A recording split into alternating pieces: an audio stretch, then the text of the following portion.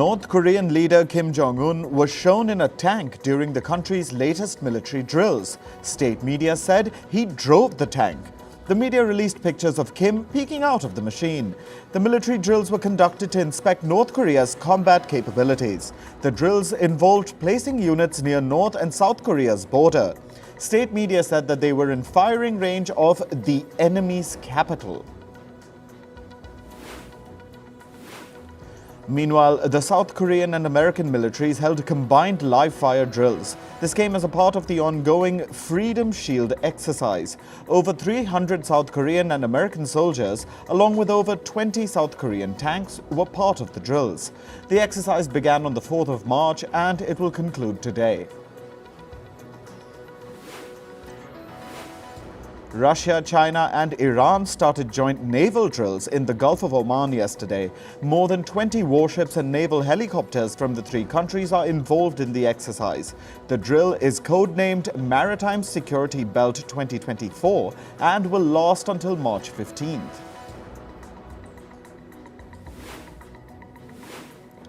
A Chinese fishing vessel capsized near the Taiwan-controlled Kinmen Islands this morning. Taiwan and China dispatched rescue teams in a rare joint mission to save the boat. This comes amid heightened tensions in the Taiwan Strait.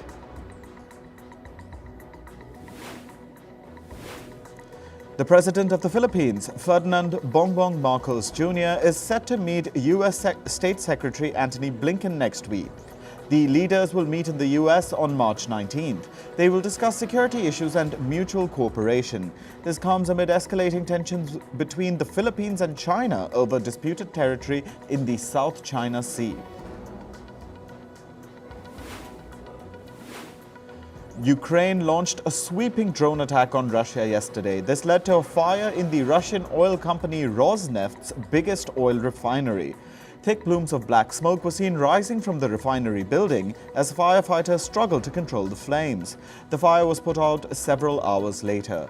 Following the attack, Russian President Vladimir Putin said that it was Ukraine's attempt to disrupt Russia's upcoming presidential election. Meanwhile, a Russian drone hit an apartment block in Ukraine's eastern city of Sumy. Officials said 30 apartments of a 5-story residential building were damaged and 15 of them were largely destroyed. Rescuers evacuated 10 people from the apartment. 8 of them have sustained serious injuries.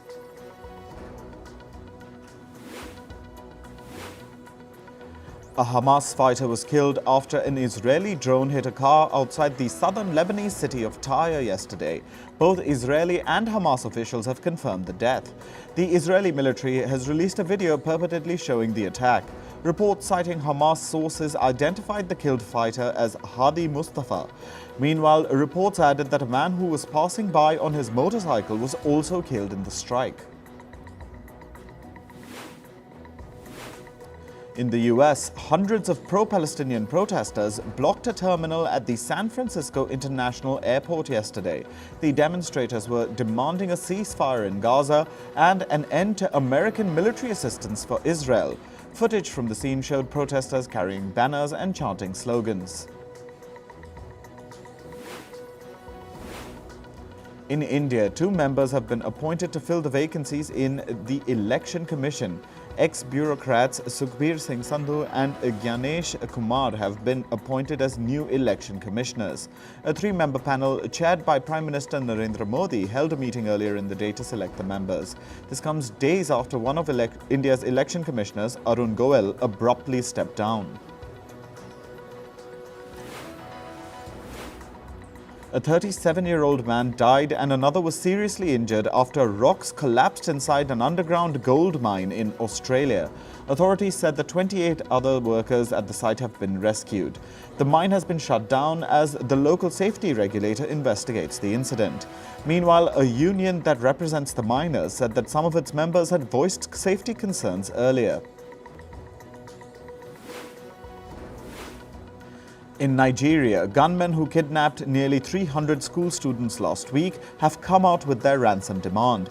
They reportedly want 1 billion naira, or more than $600,000 for the hostages. On the 7th of March, about 300 school students and staff were abducted around morning assembly time. In climate news, a dangerous wildfire has started in the South American nation of Chile. It started along Chile's Pacific coast yesterday. The fire has reached a dense residential area in the city of Valparaiso. The latest blaze comes a month after wildfires killed at least 133 people in central Chile. It was the country's deadliest natural disaster since 2010. A landslide struck the city of Los Angeles in the US yesterday. It destroyed a hillside home and threatened 2 other houses in the area. Authorities said several people were evacuated from one of the buildings.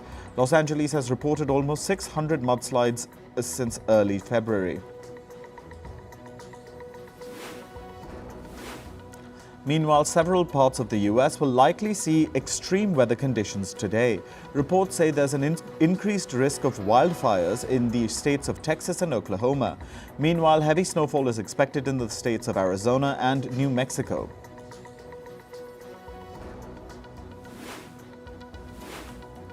Most parts of Australia are facing a hotter than usual autumn this year. In Sydney, sea temperatures have crossed 26.5 degrees Celsius. This may lead to the formation of tropical cyclones. Scientists say climate change and the El Niño weather pattern are behind the temperature rise. A new study says that healthy reef sounds can help regenerate coral reefs. This is according to the US-based Woods Hole Oceanographic Institution. For the study, scientists placed underwater speaker systems next to dying corals. These speakers played sounds that depict a healthy reef, such as sounds from multiple marine species. The test resulted in more coral larvae settling within areas close to the sound systems. Coral reefs have been dying due to rising ocean temperatures, and this could help fix that problem. A new study by the Indian government says that women are more vulnerable to the effects of climate change. The study says that severe droughts increase the risk of women being underweight by 35%. Meanwhile, heat waves increase mortality rates and pregnancy complications in women. Frequent floods can also disrupt female sexual and reproductive health.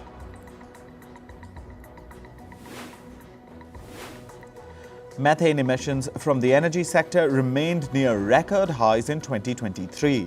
This is according to a report by the France-based International Energy Agency. The report says that over 120 million metric tons of methane were released last year. This was close to the record set in 2019, where 130 million metric tons of methane were emitted. Methane gas is responsible for around 30% of the increase in global temperatures. This year's Olympic Games in Paris are hoping to present an eco-friendly model for global sporting events. The Olympic venues will restrict the use of plastic bottles and serve more vegetarian meals. Stadiums will also use renewable energy to reduce their carbon footprint.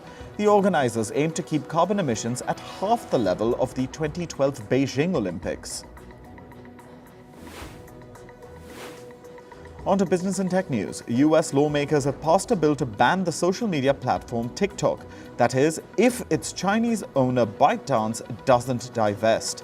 The legislation gives the Chinese firm ByteDance about 6 months to sell all of TikTok's assets in the US. This comes as the US responds to heightened national security concerns about China. Meanwhile, the European Union's Parliament has passed a legislation to regulate artificial intelligence. The law is the world's first comprehensive framework governing AI. It aims to address worries about bias, privacy, and other risks of AI technology. Under the law, AI applications that pose a clear risk to fundamental rights will be banned. This includes AI technology involved in the processing of biometric data or scraping of facial images. ChatGPT users will soon get access to the news content of Le Monde and Prisa Media. The chatbot owner OpenAI has partnered with the European media groups. OpenAI will also use their news content to train its AI models. Last year, news publisher Axel Springer and the Associated Press also partnered with the firm.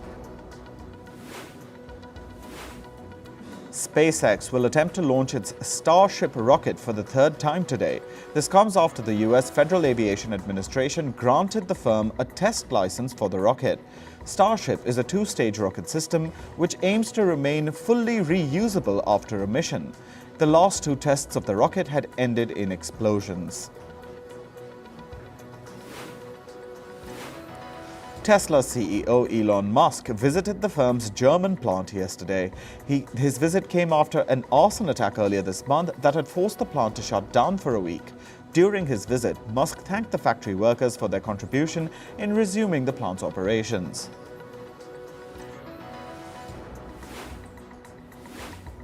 Waymo, the self-driving car firm, is offering free ride services in the US city of Los Angeles. The firm has said that the facility will be available to a select group of people starting today.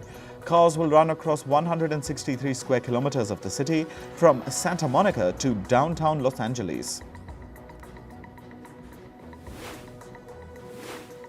American electric vehicle startup Fisker is reportedly planning to file for bankruptcy. The firm has hired a restructuring advisor to help with the process. Fisker has been struggling with sales amid slowing EV demand in the US. Earlier this month, the firm had said that it might not have enough money to survive another year. Japan's Toyota Motors will give its factory workers their biggest pay rise in the last 25 years. The car maker has agreed to the workers' demands of a monthly pay hike of up to $193. The announcement comes after wage talks between Japanese firms and the country's workers' union. Several companies, including Panasonic, Nippon Steel, and Nissan, have also committed to give pay hikes to workers. Sportswear giant Adidas has reported its first annual loss in more than 30 years. For the year 2023, it reported a loss of over $63 million. This was on the back of the firm's declining sales in North America. Adidas's sales in the region fell by 16% last year.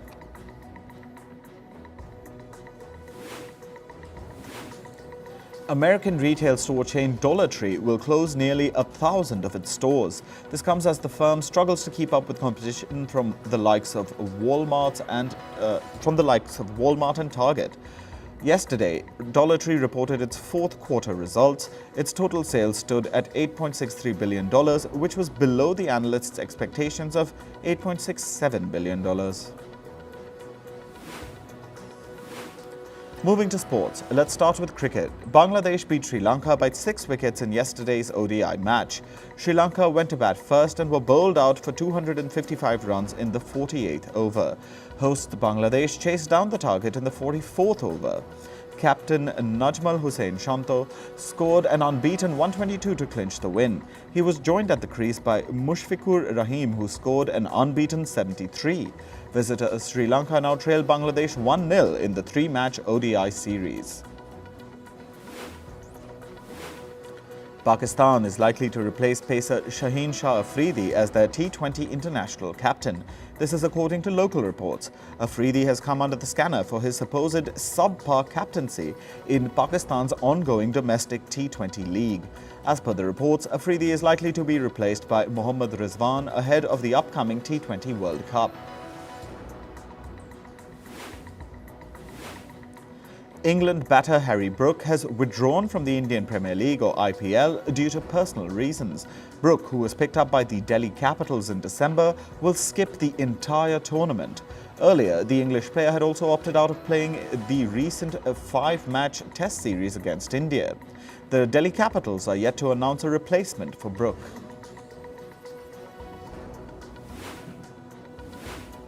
In football, Atletico Madrid beat Inter Milan 2-1 in the second leg of their Champions League match. Inter fired first with a goal in the 33rd minute by Federico De Marco. Atletico's Antoine Griezmann scored 2 minutes later to equalize. In the 87th minute, Memphis Depay scored another goal for Atletico. Inter had already won the first leg 1-0, making the aggregate score a 2-all draw.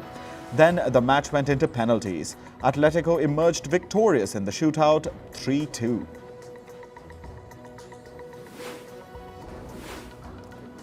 Dortmund beat PSV Eindhoven 2-0 in their second League Champions League match yesterday. Jadon Sancho scored in just the third minute to give Dortmund an early lead. In second half injury time, Marco Reus scored for the German club to make the score 2-0. Dortmund won 3-1 on aggregate.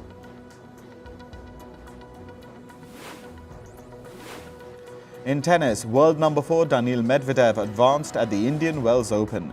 The Russian Medvedev beat Bulgarian Grigor Dimitrov 6-4, 6-4 in straight sets. The match lasted 75 minutes as the Russian player put on a show of top-tier shots. Medvedev will now play in the quarter-final against Norway's Holger Rune. World number 3 Coco Gauff cruised into the Indian Wells Open quarter-final. America's Gauff dominated Germany's Elise Mertens 6-0, 6-2 in straight sets.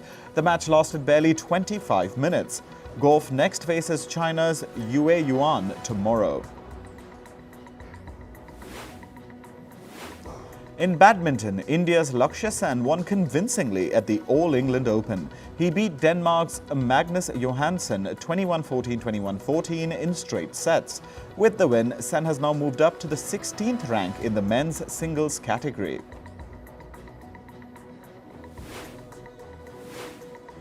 India's Satwik Sairaj Rankireddy and Chirag Shetty began their All-England Open campaign in style. They eased past three-time world champions Mohammad Hassan and Hendra Setiawan from Indonesia.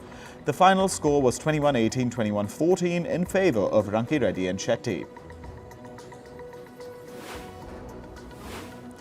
Paris Mayor Anne Hidalgo says she wants her Russian athletes to be banned from the upcoming Olympics. She added that she was against Russian and Belarusian athletes competing in Paris due to Russian President Vladimir Putin's war in Ukraine. The mayor said, and I quote, "Maybe Russian athletes have nothing to do with it, but they are hostages to Putin's policy." Meanwhile, Hidalgo said that she would wholly welcome athletes from Israel despite Prime Minister Benjamin Netanyahu's brutal war in Gaza. In entertainment news, Oscar-winning filmmaker Roman Polanski will face a trial for allegedly sexually abusing a minor. The case will be heard in the US next year. In 2023, a case was filed against the 90-year-old for allegedly abusing a teenage girl in 1973. It was the second time Polanski was accused of abusing a child. Earlier, he was found guilty of sexually assaulting a minor 4 decades ago. American actor Sharon Stone has accused producer Robert Evans of demanding sexual favors. The incident allegedly occurred during the shoot of the film Sliver in 1993. Stone claimed Evans pressured her to get intimate with her co-worker, Billy Baldwin. Leaving Neverland director Dan Reed has said that the script of Michael Jackson's upcoming biopic is an ode to the late singer. He added that the film goes out of its way to show Jackson interacting with kids in a positive way. This comes amid a controversy of whitewashing Jackson's image, who was accused of child sexual abuse. Earlier, the filmmakers of the biopic said it would be an honest portrayal of the singer's life. However, Reed's comments refute those claims. X-Men actor Olivia Munn has been diagnosed with breast cancer. She has posted a series of photos on social media to share her story. Munn said that she also underwent a double mastectomy, a surgery that removes both breasts. The 43-year-old actor said that she shared her story to inspire and support other cancer patients.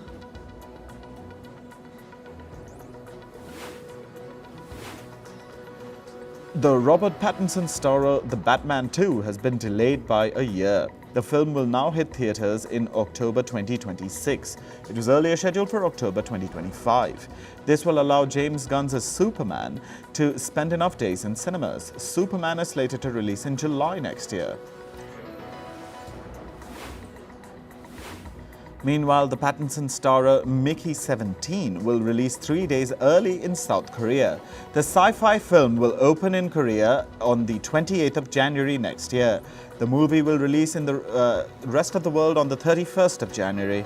Mickey 17 was originally scheduled for release this month. However, its production was affected by the Hollywood writers and actors strike last year. Blackpink's Jisoo has donated the earrings from her YouTube channel to charity. The K-pop singer's earnings from her YouTube channel to charity. The K-pop singer says she donated the money to the UK-based international NGO Save the Children. Jisoo launched her YouTube channel in January 2023. The channel has gained around 5 million subscribers so far.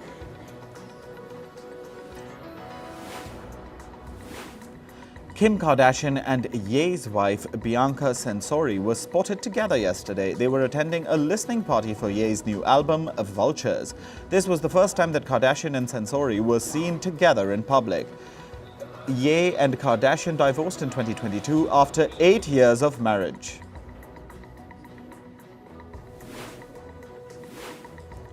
American rapper Cardi B recently lost a veneer while eating a bagel. She hilariously made a video smiling and showing off her side gap.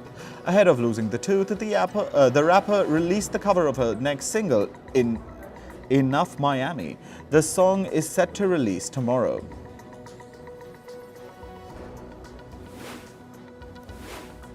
British singer Ed Sheeran met with Bollywood actor Shah Rukh Khan yesterday. The two stars shared a video of their meeting on social media. The singer was seen recreating Khan's iconic pose. Ed Sheeran is currently in India's Mumbai city. He'll be performing for the second time in Mumbai on the 16th of March.